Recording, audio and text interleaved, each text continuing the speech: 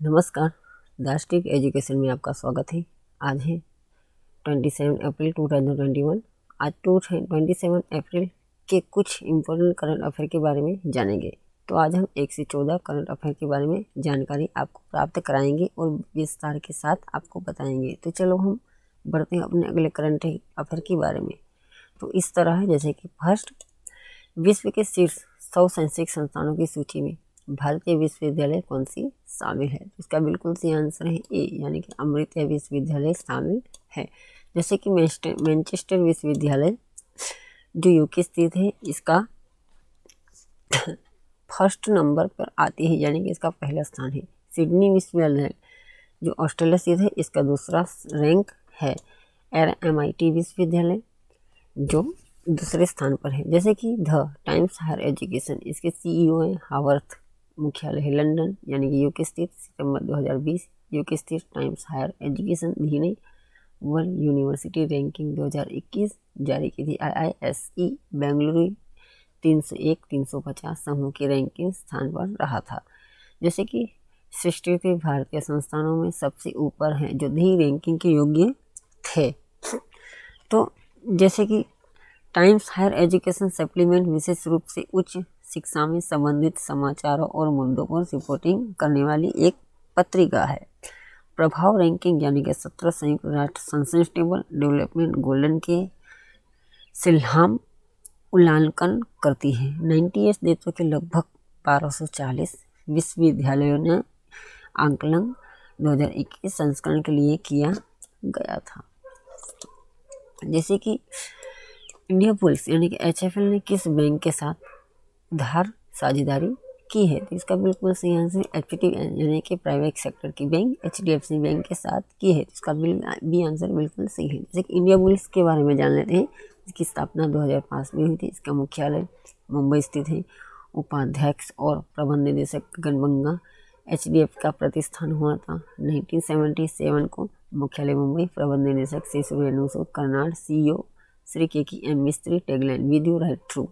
HDFC को 2021 में India the best bank for small and medium enterprise का भी SME यानी कि अवार्ड के लिए चुना गया था। HDFC और इंडिया बुल्स HFL सह उधार के तहत 2 ऋणदाता कंपनियों ऋणों का वितरण करने के लिए साथ आएंगी। जैसे कि एसोसिएशन फर्मों का स्रोत ग्राहकों को अनुमति देगा और क्रेडिट मूल्यांकन और धन का भी निर्माण करेगा।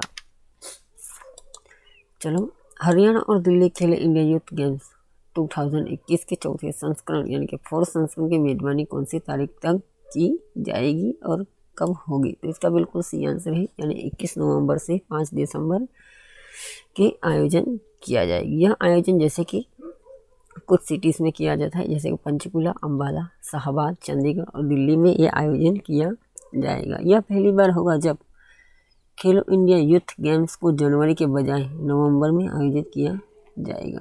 भारत और अन्य देशों के लगभग 8500 खिलाड़ी इन खेलों में भाग लेंगे। भारत के डिस्क फुट चमगादड़ किस राज्य में खोला गया है? तो इसका बिल्कुल सही आंसर है डी, यानी कि मेघालय राज्य में खेला गया है। जैसे कि राजस्थान के बारे में भी कुछ जान लेते हैं या इंपोर्टेंट आंसर जैसे रट कर लेते हैं। जैसे कि जन अनुशासन पखवाड़ा भी राजस्थान सरकार द्वारा शुरू किया गया है। मेघालय की राजधानी शिलांग। गठन 1 अप्रैल 1970 को हुआ था। मुख्यमंत्री कॉनराड संगमा। राज्यपाल सत्यपाल मलिक। नोगर वाइल्ड वन्यजीव अभ्यारण्य जो मेघालय गवर्नर की शुरू की गई है। जैसे कि वैज्ञानिकों ने मेघालय में डिस्क के आकार के चिपियो पैरों वाले चमगादड़ की प्रजाति को खोज की है। भारत में चमगादड़ की प्रजातियों की खोज 130 हो गई है और मेघालय राज्य में लगभग 66 हो गए। इस प्रजाति के नाम यूडिस्कोप्स डेटिक्लुक्स रखा गया है।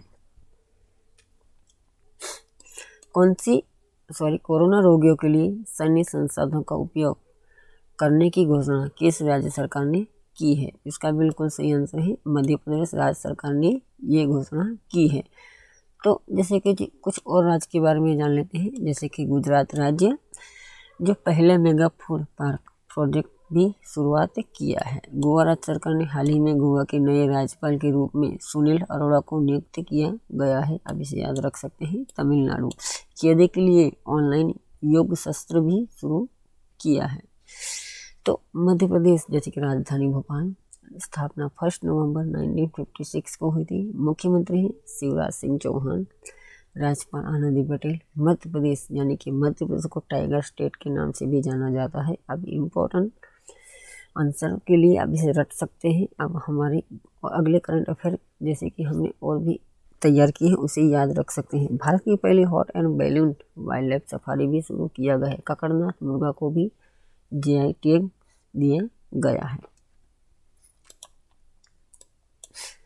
पीएम मोदी ने लीडर समिट ऑफ क्लाइमेट में हिस्सा लिया था। इस शिखर सम्मेलन की अध्यक्षता किस देश ने की है? तो इसका बिल्कुल सही आंसर है अमेरिका देश ने की है। इसकी थीम है 2030 तक हमारा सामूहिक स्प्रिट। मेजबानी जो बाइडेन यानी कि मेजबानी अमेरिका के राष्ट्रपति कर रहे थे। राजधानी वाशिंगटन डीसी अमेरिका से। उपराष्ट्रपति कमला हैरिस 49वीं जो पहली महिला है। अमेरिका में भारत के राजदूत रणजीत सिंह संधू हैं।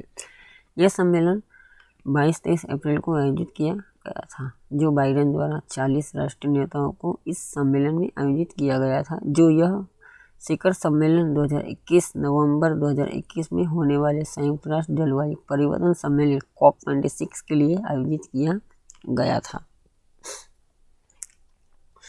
किस देश ने भारत के साथ प्लास्टिक कचरे को महासागर में प्रवेश को रोकने के लिए ज्ञापन हस्ताक्षर किए हैं? इसका बिल्कुल सही आंसर है सी यानी कि जर्मनी ने हस्ताक्षर किए हैं। जैसे कि कुछ और देश के बारे में जान लेते हैं। जैसे ब्रिटेन के प्रधानमंत्री हैं बोरिस जॉनसन, न्यूजीलैंड के प्रधानमंत्री हैं जेसिंडा लारेल अड्रीन, इटली के प्रधानमंत्री हैं मोरियो ड्रागी। अब इसे भी याद रख सकते हैं। इस योजना का शीर्षक है cities combating plastic entering marine environment. राजधानी है जर्मनी की बर्लिन। जर्मनी के राष्ट्रपति हैं फ्रैंक वाल्टर स्टाइनमायर, चांसलर हैं एंजेला मर्केल। स्थापना वर्धन समझौते के तहत 1843 को हुई थी। जनवरी 18 1971 को मिला था। यूरोप महादेश स्थित एक देश है। जर्मनी की उत्तर सीमा पर डेनमार्क बाल्टिक समुद्र है। पूर्व में पोलैंड और स्टेट गणराज्य है। दक्षिण में स्थित ऑस्ट्रेलिया और स्विट्जरलैंड स्थित है। तो इस प्लास्टिक के संयोजन वाले शहर में समुद्री पर्यावरण में प्रवेश को रोकने के लिए 3 साल की अवधि के लिए लागू किया जाएगा। यह 2022 तक एकम उपयोग प्लास्टिक को चरणबद्ध करने के लिए प्रधानमंत्री मोदी दृष्टिकोण में मदद भी करेंगे। DCGI ने किस फार्मा कंपनी के विराफिन के लिए आपातकालीन उपयोग को मंजूरी दे दी है? तो इसका बिल्कुल सही आंसर है डी यानी जाइडस कैडिला को ये मंजूरी आपातकालीन उपयोग के लिए दे दी है। जाइडस कैडिला की स्थापना 1952 को हुई थी। संस्थापक रमन भाई पटेल। मुख्यालय अहमदाबाद। अध्यक्ष पंकज पटेल। MD हैं सरवीन पी पटेल। इस दवा का उपयोग 18 वर्ष से अधिक उम्र के रोगियों के इलाज के लिए किया जा सकता है। किस राज्य में सबसे बड़ा कोविड केयर सेंटर स्थापित यानी कि विकसित किया गया है? जिसका बिल्कुल सही आंसर है मध्य प्रदेश ने एक कोविड केयर सेंटर स्थापित किया है। और कुछ राज्य के बारे में जान लेते हैं। जगन्ना विद्या देवेना योजना आंध्र प्रदेश सरकार ने शुरू की है। ओडिशा हाल ही में धामरा नदी पर रोपेक्स जेट्टी प्रोजेक्ट को भी मंजूरी दे दी गई है। जैसे कि विकसित राधा स्वामी सत्संग व्यास आश्रम इंदौर स्थित उसमें किया गया है। विश्व का सबसे बड़ा कोविड सेंटर जो दिल्ली में विकसित किया गया था। स्वास्थ्य सुरक्षा सप्ताह की घोषणा किस राज्य सरकार ने की है? तो इसका बिल्कुल सही आंसर है झारखंड सरकार ने इसकी घोषणा की है। तो झारखंड की राजधानी है रांची। स्थापना 15 नवंबर 2000 में हुई थी।